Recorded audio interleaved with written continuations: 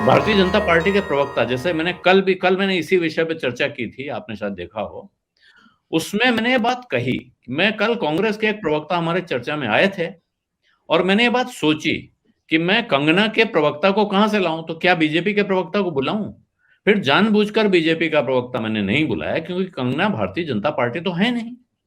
लेकिन मैं देख रहा हूं तमाम टेलीविजन चैनलों पर, अखबारों में बीजेपी के प्रवक्ता कंगना के प्रवक्ता के तौर पर व्यवहार कर रहे हैं।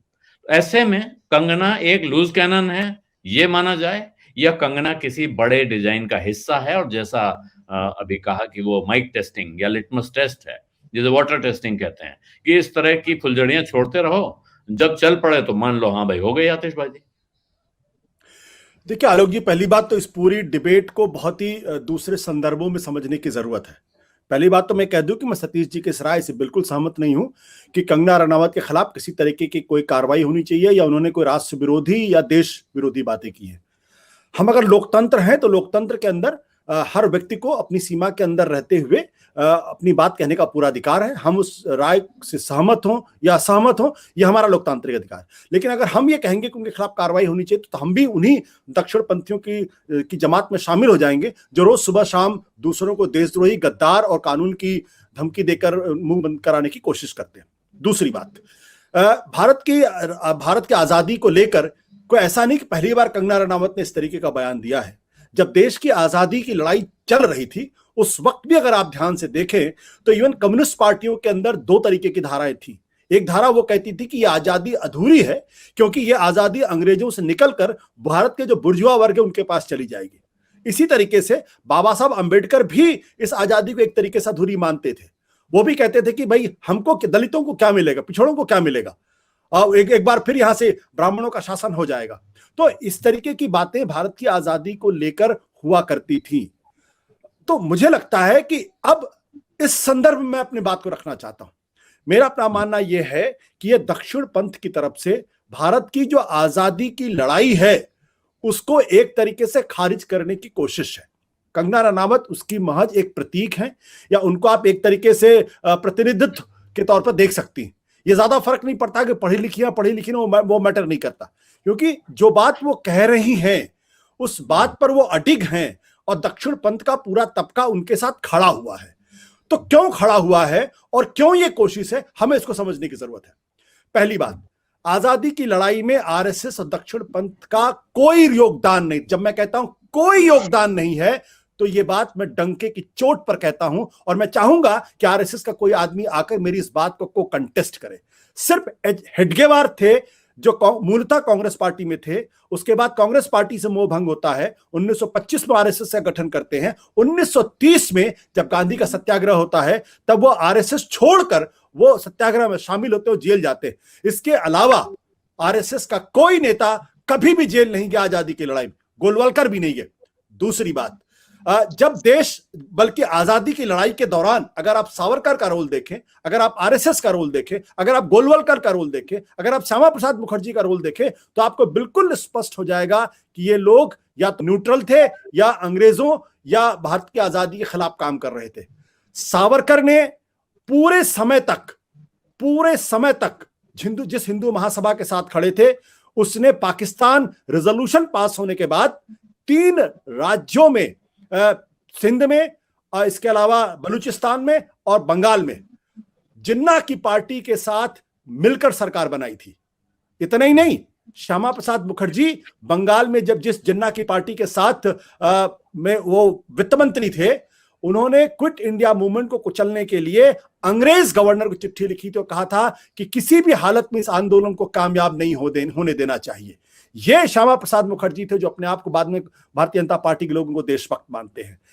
दूसरी बात, गोलवलकर ने कई बार यह कहा था कि ये जो सत्याग्रह है, गांधी का सत्याग्रह है, ये युवाओं को भ्रमित करता है, उनको अपने रास्ते से भटकाता है, क्योंकि ये कानून को तोड़ने की बात करते हैं। ये सब विद इन कोट्स है, मैं कोई भी ऐसी बात नहीं कर रहा हूं, जो इतिहास जो सारी चीजें उपलब्ध है।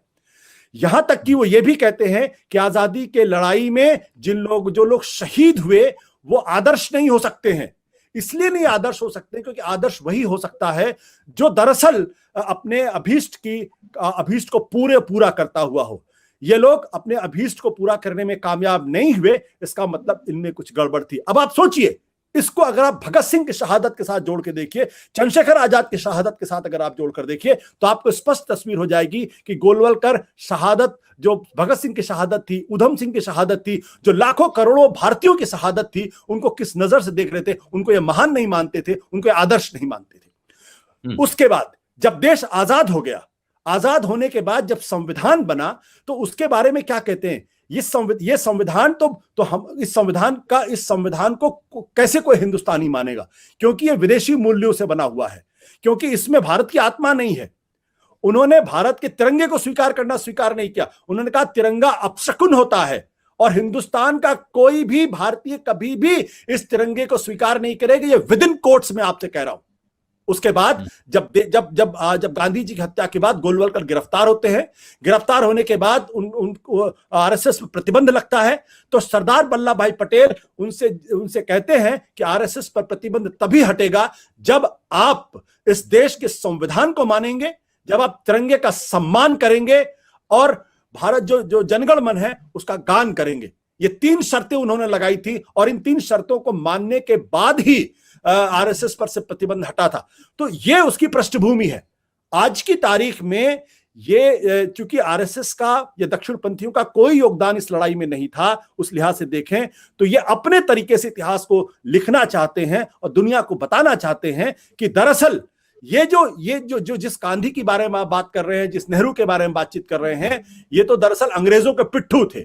और मैं आपको एक बात और बता दूं, मैं सिर्फ 30 सेकंड 40 सेकंड और लूंगा कि इनकी असली लड़ाई दरअसल है संघ की, वह गांधी जी के साथ है।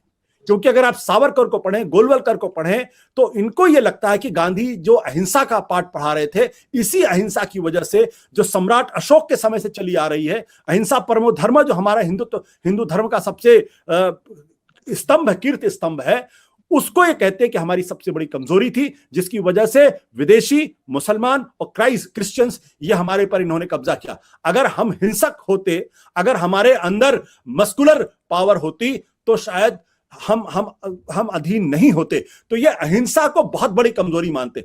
इनकी पूरी कोशिश गांधी को और गांधी की अहिंसा को और भारत की सभ्यता में जो अहिंसा का पाठ है उसको पूरी तरीके से खत्म करने की कोशिश है। तो इसको उस संदर्भ में देखने की कोशिश करनी चाहिए। ठीक है। तो आशुतोष, मैं वीरेंद्र जी के पास जाने से पहले एक सवाल और पूछूंगा आपसे कि ये जो 2014 में असली आजादी मिली, यानी मोदी जी के आने के बाद असली आजादी मिली, न्यू इंडिया जिसको कह रहे हैं, जब कंगना रनौत ये कहती हैं तो वो सिर्फ किसी चाटुकार का दिया हुआ बयान है कि ठीक है इससे खुश हो जाएंगे सरकार और कुछ मिल जाएगा, या ये भी आप एक डिजाइन का हिस्सा पाते हैं? देखिए, ये कहना तो बहुत मुश्किल काम है कि दरअसल डिजाइन का हिस्सा है या नहीं है, लेकिन एक जो थॉट प्रोसेस इस देश में बड़ी मजबूती के साथ 2014 से शुरू हुआ है, वहां ये बात बार बार लोगों के दिमाग में बैठा दी गई कि पिछला 70 साल जो है वो बर्बादी का काल है। जब आप कांग्रेस मुक्त भारत की बात करते हैं तो भारत के पूरे इतिहास को और आजादी की लड़ाई के इतिहास को पूरी तरीके से भारत के इतिहास से खत्म कर देना चाहते हैं। तो वो बहुत ही सटल तरीके से पिछले 7 सालों में लोगों को समझाया गया कि दरअसल कहा नहीं गया सरकार की तरफ से कि दरअसल असली आजादी तो 2014 के बाद से शुरू हुई। उसके पहले का काल जो है वो तो एक काला धब्बा है हमारे समाज के ऊपर, क्योंकि उस दौरान कुछ भी नहीं किया गया। और उसी माध्यम से ये जो इनका काडर होता है उसको ये संदेश देते हैं कि हम एक नए भारत का निर्माण कर रहे हैं, एक नए राष्ट्र का निर्माण कर रहे हैं और आप सब लोगों को उसमें जुड़ना होगा।